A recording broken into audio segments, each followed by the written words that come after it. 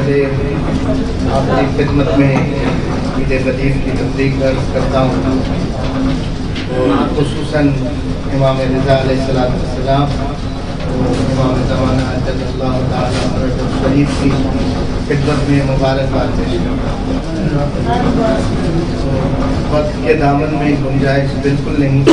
سب سے پہلے جو مجھے حکم دیا گیا ہے کہ دفتر قائد ملت جعفریہ پاکستان مشہد مقدس کی جانب سے ہم تمام اپنے غم و غصے کے ساتھ جو رسول خدا صلی اللہ علیہ وآلہ وسلم مولائے غریب کے بھی مولا رسول خدا کی شان میں جو حالین ظاہر ہیں وہ خاکے شائع کر کے اور اس کا یہ مشابہات رکھ کے توہین کر رہا ہے، ہم اس کی زور مذمت کرتے ہیں اور دعا گو ہے کہ خدا ان کے شر کو ان کی طرف بھی پلٹا دے۔ اور یہ ساتھ میں جو کچھ مرحومین کے نام لیے گئے ہیں، سب سے پہلے مرحوم قائد ملت جعفریہ علامہ مفتی جعفر حسین، ان کے لیے ثواب کے لیے ایک صلوات پڑھتے ہیں۔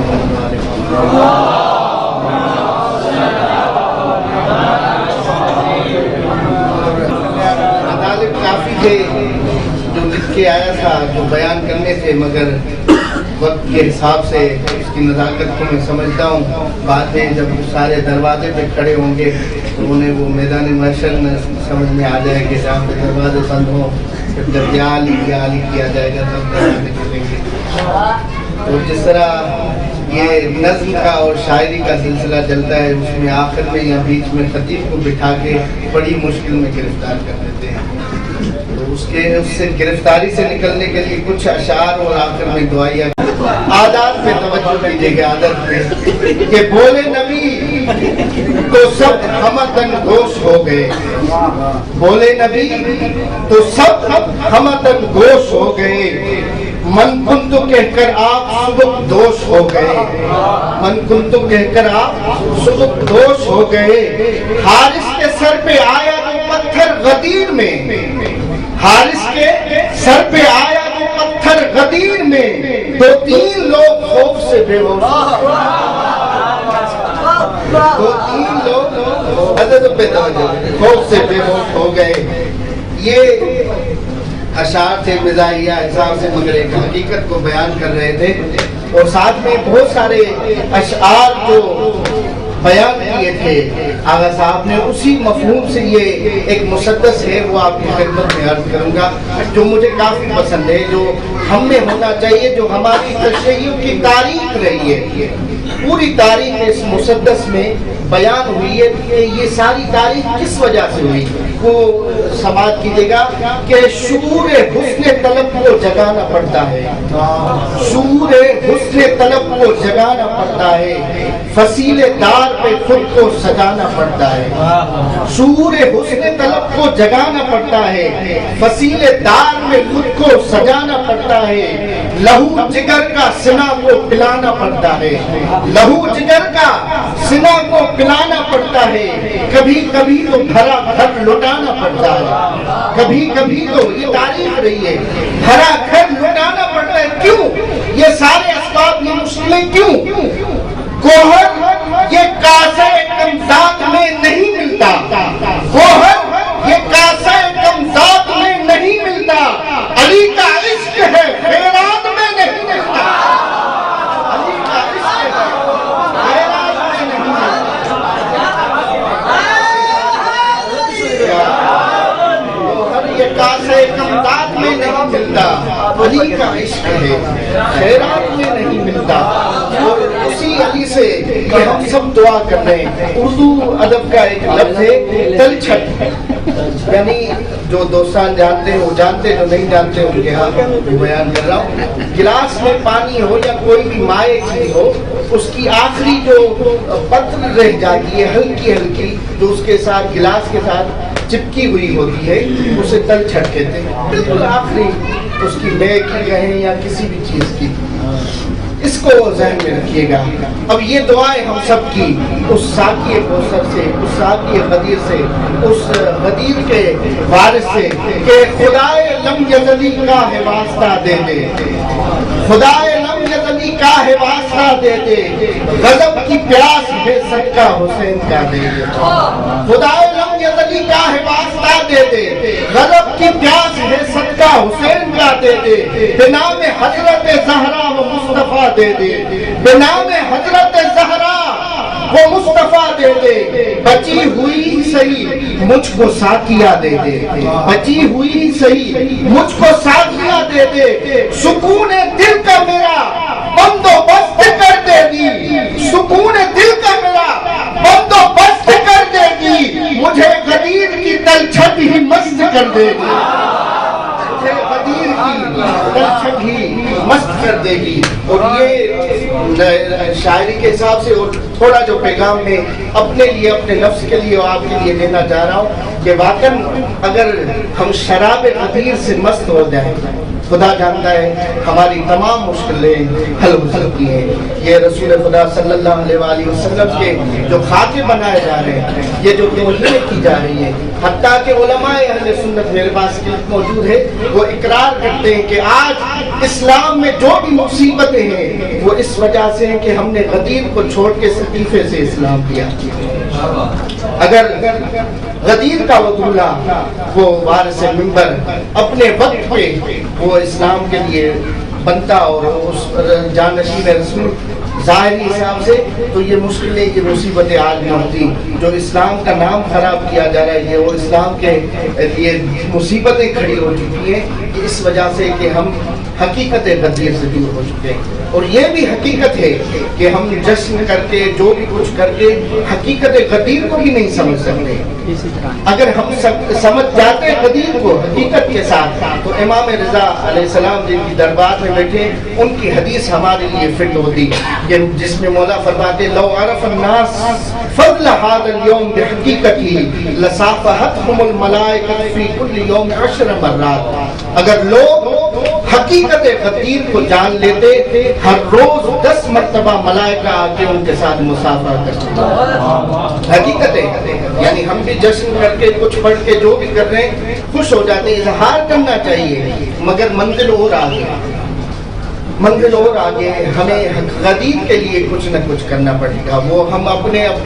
وجود میں اس غدیر کے لیے کچھ نہ کچھ کریں، نہیں تو ہماری حقیقت کچھ نہیں ہے۔ جو کچھ ہم جس طرح فلسفے میں، عرفان میں بحث ہوتا ہے سنکیت کا، اگر ہم نے اپنی سنکیت آل محمد علیہ الصلوۃ والسلام کے ساتھ نہ ملائی، ہم نے اپنے عمل کو آل محمد علیہ الصلوۃ والسلام کے ساتھ میچ نہ کیا، ان جیسا ہونے کی کوشش نہ کی، ہمارا نام اور نشان اس دنیا سے مٹ جائے۔ یہ سب سے لیے ایک میں اپنے لیے کہہ رہا ہوں، پھر دوستوں کے لیے، کہ ہم جس کام کے لیے آئے ہیں اس کے ساتھ جس طرح بالکل ایک واضح کہہ رہا ہوں کہ ہم جس طرح سچے نہیں ہوتے، جو کام جس کام کے لیے ہم آئے، اپنے علم کے حصول کے لیے، ایک جگہ تک پہنچنے کے لیے، اس کے ساتھ سچے نہیں۔ ڈاکٹر اپنے پیشے کے ساتھ سچا ہے، مزدور اپنے پیشے کے ساتھ سچا ہے، انجینئر اپنے پیشے کے ساتھ سچا ہے۔ جو میں سمجھتا ہوں، میں اپنے پیشے کے ساتھ سچا نہیں۔ اور واقعاً اگر ہمیں غدیر کو اجاگر کرنا ہے، غدیر کو کائنات تک پہنچانا ہے، تو سب سے پہلے ہمیں اپنے اس کام میں سچا ہونا پڑے گا۔ اور جب ہم محمد و آل محمد کے اس کام میں سچے ہو جائیں گے، واقعاً ہمارے جملوں سے، ہمارے وجود سے غدیر کی بات آئے گی، یہ حقیقت ہے۔ اور ایک یہ بھی عرض کرنا چاہوں گا کہ کل آپ دیکھیں، آپ مفاتیح میں دیکھ لیں، دوسری کتابوں میں 36 اعمال ذکر ہوئے ہیں غدیر کے لیے، مگر ہم کتنے جانتے ہیں؟ میں اپنے لیے کہہ رہا ہوں، میں کتنے جانتا ہوں؟ آپ دیکھیں غدیر کا، آپ یہ دوسری طلبگی والی اس میں آتے کہ غدیر کے خطبے ہیں۔ ہم نے کبھی بیٹھ کے خطبہ رسول خدا صلی اللہ علیہ وآلہ وسلم کھولا ہے، دیکھیں کہ اللہ کے رسول نے کس طرح خطبہ دیا تھا۔ یہ تھوڑی ہم توجہ کریں ان ایام میں، یا اسی دن کے پہ 30 سال بعد امام امیر المومنین علی ابن ابی طالب علیہ السلام نے غدیر کا خطبہ دیا ہے۔ اور جو رسم آج موجود ہے شیعوں کے درمیان اسے عید کے طور پہ منانا، یہ امام علی علیہ السلام کی وصیت تھی جس پہ ہر معصوم عمل کرتا تھا۔ امام رضا کی یہی حدیث ہے جو مصباح المتحجد میں شیخ طوسی علیہ الرحمٰن نے نقل کی ہے، اور واقعاً وہ جب 5 سال پہلے بند حکیم نے اس کو معرب اور ترجمہ کیا تھا، منبر پہ آج تک نہیں پڑھا گیا تھا وہ خطبہ جو امام علی علیہ السلام نے غدیر کے دن دیا ہے۔ اس میں سنت حسنہ امام رضا سے نقل کرتے راوی کہ ہم نے امام رضا کو دیکھا کہ وہ اپنے محبوں کو ہر چیز کا ہدیہ دے رہے تھے، حتی الخواتین والنعل، حتی انگوٹھیاں اور جوتیاں بھی انہیں تحفے کے طور پہ دے رہے تھے۔ پھر سب کو بلا کے بٹھا کے کہا کہ غدیر جب ہو چکی، اس کے بعد خلافت ظاہریہ جب مولا علی علیہ السلام کی آئی 30 سال بعد، تو ایک دن جمعے کا دن اور غدیر کا دن 18 ذوالحجہ ساتھ ہو گئے۔ اس وقت مولا نے 5 گھنٹے کا خطبہ دیا، تفصیلات پوری ہے، آپ دیکھ سکتے ہیں کہ اس میں 23 نام بتائے غدیر کے مولا علیہ السلام نے کہ یہ کون سا دن ہے۔ اس میں انہوں نے یہ سنت حسنہ رکھی ہے کہ اگر اس دن کوئی شخص ایک مومن کو کھانا کھلا دے جس طرح اس نے 10 لاکھ نبی، 10 لاکھ شہید، 10 لاکھ صدیقوں کو کھانا کھلایا ہو، اور اگر کوئی اس طرح ایک اور بعد میں کہتے ہیں قرض لینا اسلام میں مکروہ ہے، قرض لینا، مگر غدیر کے دن مومنوں کو اطعام کرنے کے لیے قرض لو، اور امام علیہ السلام کہتے ہیں کہ میں گواہی اور شہادت دیتا ہوں اور ضمانت دیتا ہوں اس کا قرض ادا ہو جائے گا۔ پوری تفصیلات ہے، پوری تفصیلات، یعنی مولا کا 5 گھنٹے کا خطبہ ہے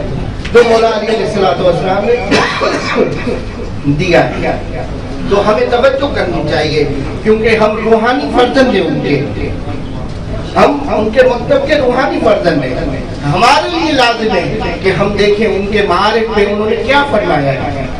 کم از کم یہ ایک ہماری رسم ہونی چاہیے کہ جس معصوم کے ساتھ کوئی دن منسوب آ رہا ہے، اگر چھٹی کا دن ہے، اس معصوم کی نسبت ہم کوئی کتاب اٹھا کے دیکھ لیں انہوں نے کیا فرمایا ہے، یہ ہم اپنا کام کر سکتے ہیں۔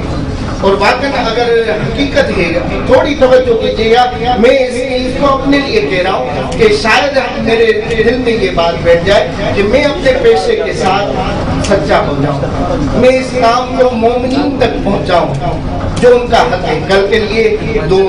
ایک صدقہ جاریہ ہے، 2 رکعت کے لیے استحباب ملتا ہے، حتیٰ کے لیے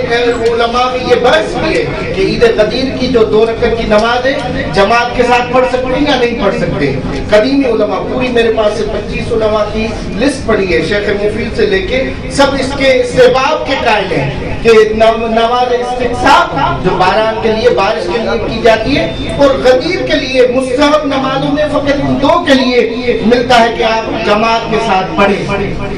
باقی کسی مستحب نماز کو جماعت سے ساتھ پڑھنا بدعت ہے۔ اور موجودہ علماء میں آغا صافی وہ فتویٰ دیتے ہیں، آغا سیستانی اور آغا رہبر معظم وہ کہتے ہیں کہ آپ جماعت کے ساتھ نہیں پڑھ سکتے، اکیلے پڑھ سکتے ہیں زوال کے قریب، کیونکہ اس سے حکم ملتا ہے اسی زوال کے قریب مولا علی علیہ السلام کی ولایت کا سب کے سامنے اقرار لیا گیا۔ 2 رکعت نماز پڑھی جائے جس پہ نیت نماز غدیر پڑھ رہا ہوں، 2 رکعت سورہ حمد کے بعد 10 مرتبہ سورہ توحید، 10 مرتبہ آیت الکرسی، 10 مرتبہ سورہ قدر۔ اب اس کی اس ترتیب میں تھوڑا اختلاف ہے، مگر شیخ عباس قمی مفاتی میں کہتے ہیں اکثر روایات میں آیت الکرسی مقدم ہے سورہ قدر کے اوپر۔ 2 رکعت نماز، پہلی رکعت بھی، اور اس کا آپ ثواب سمجھ لیں۔ کل کا روزہ آپ دیکھ لیں، امام نے خطبے میں فرمایا ہے کہ اگر کل کا کوئی روزہ مومن رکھ لے، دنیا جب سے خلق ہوئی ہے اور جب تک رہے گی، اگر اس کی پوری عمر اتنی کی جائے اور وہ نمازوں اور عبادتوں میں گزارتا رہے، کل کے ثواب کو حاصل نہیں کر پائے گا۔ اتنا ثواب ہے اس کا، ایک روزہ ایک طرف، پوری دنیا اس کی عمر ایک طرف۔ اور اسی طرح 60 سالوں کے لیے تو یہ ہم تھوڑی اہل بیت کی طرف سنخیت اپنائیں، ان کے ساتھ ہونے چاہیے کہ فمن تبعنی فہو منی، اہل بیت سے ہونا، یہ جو مقام ہے وہ بھی ایک جدا چیپٹر ہے کہ 7 بندوں کے لیے اہل بیت سے فرمایا منا اہل بیت۔ سلمان، ابو ذر، عبید اللہ، یہ فقط سلمان کے لیے، جناب سلمان کے لیے مشہور ہے، 7 بندوں کے لیے ہم بھی ان میں سے ہو سکتے ہیں۔ شرط یہی ہے کہ ہم ان کی خوشبو اپنے وجود میں لے کے آئیں۔ تو ہم کوشش کریں کہ غدیر کے پیام کو عمومی کرنے کے لیے سب سے پہلے اپنی تربیت کریں، اور انشاءاللہ خداوند متعال سے دعا ہے کہ بحق محمد و آل محمد ہمیں خدا اسرار غدیر ہمارے دل میں نوازے، ہمارے دل میں غدیر کی محبت کو اور زیادہ بڑھائے، ہمیں توفیق عنایت فرمائے کہ ہم غدیر کے معارف کو سمجھ پائیں، اور غدیر کے اکلوتے وارث امام زمانہ عجل اللہ تعالی فرجہ الشریف کے ظہور کے لیے ہم کچھ کام کر سکیں۔ ایک صلوات پڑھیں محمد و آل محمد کے ساتھ۔